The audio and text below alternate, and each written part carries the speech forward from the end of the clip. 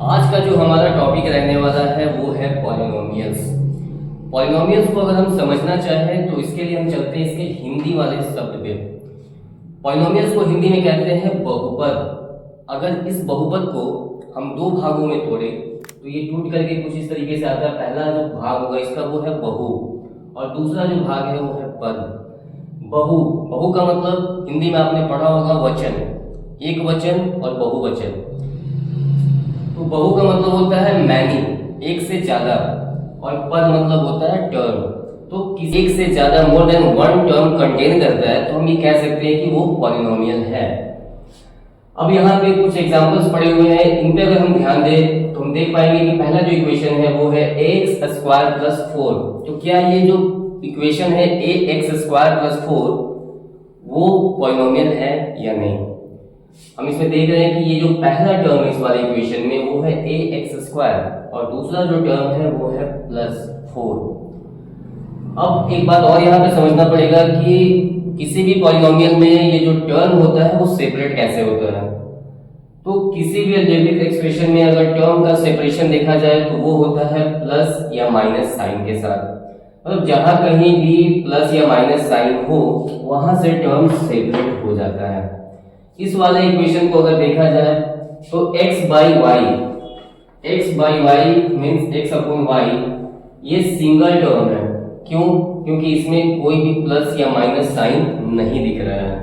तीसरा वाला इक्वेशन अगर देखा जाए तो 4x square plus 2x plus 9। इस वाले इक्वेशन में अगर टर्म का बात किया जाए तो वहां पे हमको देखने को मिल जाता है तीन टर्म।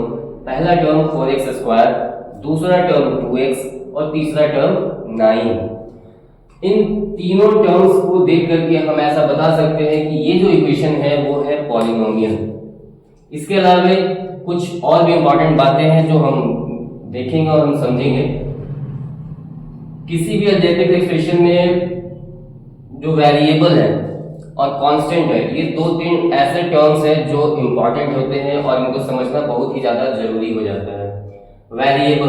वेरिएबल को अगर समझना हो तो इस वाले टर्म को भी समझने के लिए हम इसके इंग्लिश वाले वर्ड को दो पार्ट में तोड़ते हैं, very plus able. Very plus able means very means होता है बदलना और एबल मीन्स होता है योग्य। तो किसी भी अलजेब्रिक एक्सप्रेशन में ऐसा वैल्यू जो बदलने योग्य हो या बदलने वाला हो उसको हम वेरिएबल कह सकते हैं। और वेरिएबल को जनरली हम लोग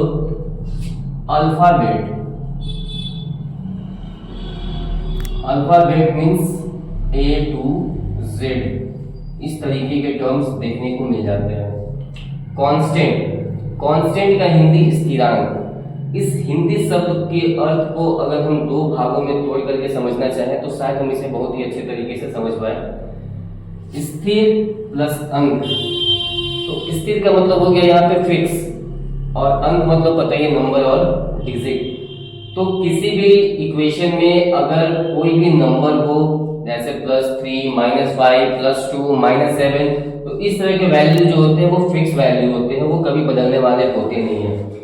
किसी भी इक्वेशन में +5 का वैल्यू जो होगा वही किसी दूसरे इक्वेशन में भी +5 का वैल्यू होगा, ये बदलने वाला नहीं है। बट वेरिएबल के साथ ऐसा नहीं है। अगर वेरिएबल के बारे में बात करें तो वेरिएबल में जो वैल्यू होते हैं वो इक्वेशन टू इक्वेशन वैरी करते हैं, वो बदलते हैं। जैसे सपोज अगर एक इक्वेशन यहाँ पे लिया जाए 2x plus 4y is equal to 6। अब इस इक्वेशन को अगर सॉल्व किया जाए, इसमें x और y के वैल्यू को देखा जाए तो इस इक्वेशन में अगर x का वैल्यू +2 आता है और y का वैल्यू -3 आ जाता है तो ये x जो है और ये जो y है वो किसी दूसरे इक्वेशन में भी इसको हम देखेंगे तो इक्वेशन अगर कोई भी रहे तो वहां पे x और y जो है उसका वैल्यू इस वाले में जो आता है वही दूसरे इक्वेशन में भी आएगा, ऐसा नहीं होता है। x का वैल्यू और y का जो वैल्यू है वो दूसरे इक्वेशन में कुछ और भी। यहाँ पर हम बात करने वाले हैं टाइप्स ऑफ पॉलिनोमियल के बारे में। तो टर्म के बेसिस पे पॉलिनोमियल्स को 3 पार्ट में डिवाइड किया गया है, मोनोमियल्स, बाइनोमियल्स एंड ट्राइनोमियल्स। हम देखेंगे कि अगर कोई ऐसा पॉलिनोमियल है जिसमें कि सिर्फ और सिर्फ एक ही टर्म देखने को मिलता है, सिंगल टर्म देखने को मिलता है, वो है मोनोमियल्स। जहां पर आपको दो टर्म्स देखने को मिलते हैं वो हो जाता है बाइनोमियल्स, और जहां पे तीन टर्म्स देखने को मिलते हैं वो हो जाता है ट्राइनोमियल्स।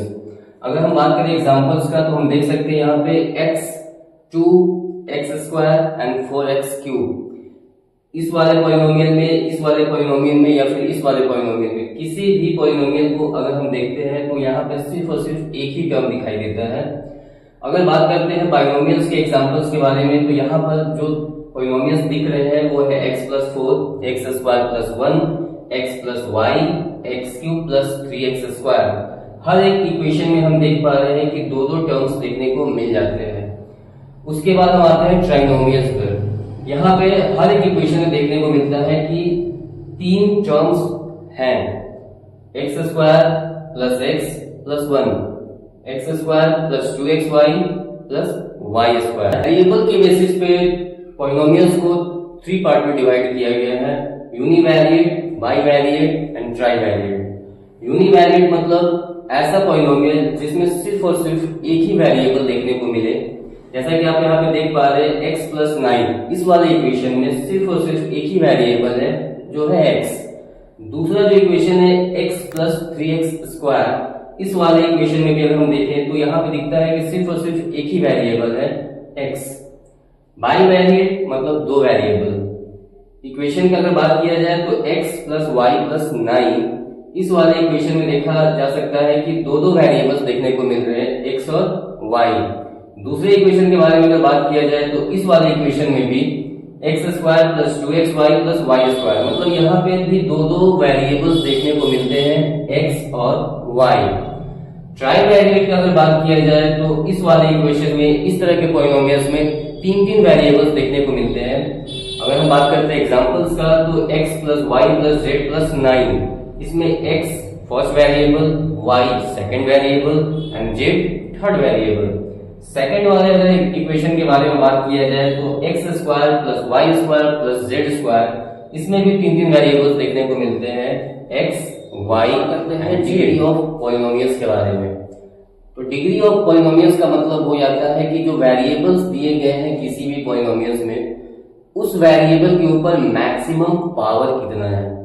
जैसे कि इस वाले इक्वेशन को देखें, इस वाले को देखें, इस वाले को देखें या फिर इस वाले को देखें, इन सबको लेकर के अगर आइडेंटिफिकेशन करना हो कि दिया गया जो पॉलिनोमियल है उसका डिग्री क्या है, वो कितने डिग्री का पॉलिनोमियल है, तो हमारा ध्यान जाना चाहिए वेरिएबल के ऊपर। वेरिएबल के ऊपर मैक्सिमम पावर कितना है। तो डिग्री के बेसिस पे पॉलिनोमियल्स को 4 पार्ट में डिवाइड किया गया है, constant polynomial, linear polynomial, quadratic polynomial and cubic polynomial. अब अगर हम बात करते हैं एग्जांपल्स के बारे में तो 2, 3, 5 इस तरीके के जो टर्म्स होते हैं वो क्यूबिक कांस्टेंट पॉलिनोमियल्स में देखने को मिल जाते हैं। और लीनियर पॉलिनोमियल्स में जो वेरिएबल होते हैं उनके ऊपर जो मैक्सिमम पावर होता है वो 1 होता है, मतलब वो जो पॉलिनोमियल होगा वो डिग्री 1 वाला पॉलिनोमियल होगा। इसके बाद अब हम बात करेंगे क्वाड्रेटिक पॉलिनोमियल्स का। तो क्वाड्रेटिक पॉलिनोमियल्स में जो मैक्सिमम पावर होता है वेरिएबल के ऊपर वो 2 होता है, 2x² + 5। ये पहला एग्जांपल है हमारे पास। इस वाले एग्जांपल में हम देख सकते हैं कि जो वेरिएबल है x उसके ऊपर मैक्सिमम पावर 2 है। इसका मतलब ये हुआ कि ये क्वाड्रेटिक पॉलिनोमियल है। उसके बाद हम बात करते हैं क्यूबिक पॉलिनोमियल्स के बारे में। तो इस वाले पॉलिनोमियल्स में जो वेरिएबल्स होते हैं उनके ऊपर जो मैक्सिमम पावर होता है वो 3 होता है। तो ऐसा कोई भी पॉलिनोमियल जिसमें वेरिएबल के ऊपर मैक्सिमम पावर 3 हो वो क्यूबिक। अब हम बात करते हैं जीरोस ऑफ पॉलिनोमियल्स के बारे में। तो जीरोस ऑफ पॉलिनोमियल का मतलब क्या होता है। अगर हम बात करते हैं जीरोस ऑफ पॉलिनोमियल के बारे में तो इसका मतलब ये हुआ कि जो भी वेरिएबल से दिए गए पॉलिनोमियल में उस वेरिएबल का वैल्यू क्या रहने वाला है, उस वेरिएबल का वैल्यू क्या होने वाला है। जैसे किसी अलजेब्रिक इक्वेशन को अगर हम देखें, उस इक्वेशन के सॉल्यूशन के बारे में बात किया जाए तो इक्वेशन के सॉल्यूशन का मतलब ये होता है कि जो वेरिएबल है उसका वैल्यू क्या है। ठीक वही चीज यहाँ भी देखने को मिलता है कि जो पॉलिनोमियल दिया गया है उसमें वेरिएबल का वैल्यू क्या निकल के आता है। इसी को हम लोग रूट्स भी कहते हैं, रूट्स ऑफ पॉलिनोमियल, और इसी को हम लोग सॉल्यूशन ऑफ पॉलिनोमियल भी कहते हैं। तो इसमें जो सबसे पहला पॉलिनोमियल है वो है लीनियर पॉलिनोमियल। तो लीनियर पॉलिनोमियल के लिए जो जनरल इक्वेशन होता है वो है ए एक्स प्लस बी। इसमें ए क्या है, एक्स का कॉफिशिएंट, और बी क्या है, कांस्टेंट टर्म। तो यहां से अगर इसके रूट का बात किया जाए, इसके सॉल्यूशन का बात किया जाए, या फिर ये कहें कि इसके जीरोस का बात किया जाए, तो x के लिए यहाँ पे आता है माइनस बी बाई ए। इसको हम कह सकते हैं कि ये रिलेशन है, जीरोस और कॉफिशिएंट्स के बीच में रिलेशन, इसी को कहते हैं हम लोग। तो x के लिए यहाँ पे रिलेशन निकल के आता है माइनस बी बाई ए। तो इस माइनस बी बाई ए का मतलब है ये b जो है वो है कांस्टेंट टर्म, ये वाला, और a जो है वो क्या है, कॉफिशिएंट ऑफ x।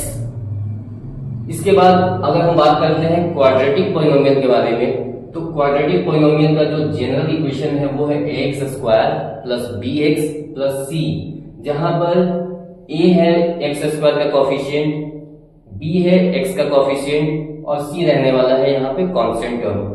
तो इसके जो जीरोस होंगे वो अल्फा और बीटा होंगे। यहाँ पे हम बात कर रहे हैं दो जीरोस के बारे में। तो क्वाड्रेटिक पॉलिनोमियल के दो जीरोस होते हैं, मतलब उसके किसी भी वेरिएबल का अगर सॉल्यूशन निकाला जाए तो वहां पे दो सॉल्यूशन आते हैं, अल्फा और बीटा हम उसको मान सकते हैं। अब हम बात करने वाले हैं क्वाड्रेटिक पॉलिनोमियल के जीरोस और उसके कोएफिशिएंट्स के बीच में क्या रिलेशन होता है, क्या संबंध होता है। तो जैसा कि हमने पहले ही बताया था कि जो क्वाड्रेटिक पॉलिनोमियल होता है उसके दो जीरोस होते हैं, उसके दो सॉल्यूशन होते हैं, अल्फा और बीटा। तो अल्फा और बीटा यानी कि दोनों जीरोस के सम का जो रिलेशन होता है उसके कोएफिशिएंट्स के साथ, वो होता है माइनस बी बाई ए। अगर इसको कंपेयर करें हम उसके जनरल इक्वेशन से, जहां पर हमने देखा था X square plus B X plus C, ये क्वाड्रेटिक पॉलिनोमियल का जनरल इक्वेशन था, जिसमें ए एक्स स्क्वायर का कोएफिशिएंट था, बी एक्स का कोएफिशिएंट था, और सी कांस्टेंट टर्म था। तो माइनस बी बाई ए इसका मतलब हुआ minus coefficient of X by coefficient of X square. उसके बाद हम बात करते हैं प्रोडक्ट ऑफ जीरोस का। तो यहाँ पे हम अल्फा और बीटा के प्रोडक्ट को देखेंगे तो वो सी बाई ए के बराबर होता है। इसका मतलब हुआ constant by coefficient of X square. Alpha, beta और गामा, अगर हम बात करें रिलेशन का जीरोस और उसके कोएफिशिएंट्स के बीच में, तो alpha plus beta plus gamma is equal to minus B by A. इसका मतलब हुआ minus coefficient of X square by coefficient of X cube. अब अगर दूसरा रिलेशन देखा जाए, alpha into beta plus beta into gamma plus gamma into alpha is equal to C by A. C by A means coefficient of X by coefficient of X cube. Third जो relation है वो alpha into beta into gamma is equal to minus D by A. Minus D means minus constant, क्योंकि ये जो D था वो हमारा constant term था क्यूबिक पॉलिनोमियल में। उसके बाद ये जो a है वो है कोएफिशिएंट ऑफ एक्स क्यूब। तो इस तरीके से ये जो रिलेशंस है जीरोस और कोएफिशिएंट्स के बीच में, चाहे वो लीनियर पॉलिनोमियल हो, क्वाड्रेटिक पॉलिनोमियल हो या फिर क्यूबिक पॉलिनोमियल हो, इसके बारे में हम लोगों ने समझा। और अगर क्वेश्चन के बारे में बात किया जाए तो इस पे बेस्ड सारे के सारे क्वेश्चंस विद सॉल्यूशन वो हमको हमारे वीडियो के अगले पार्ट में मिलने वाले।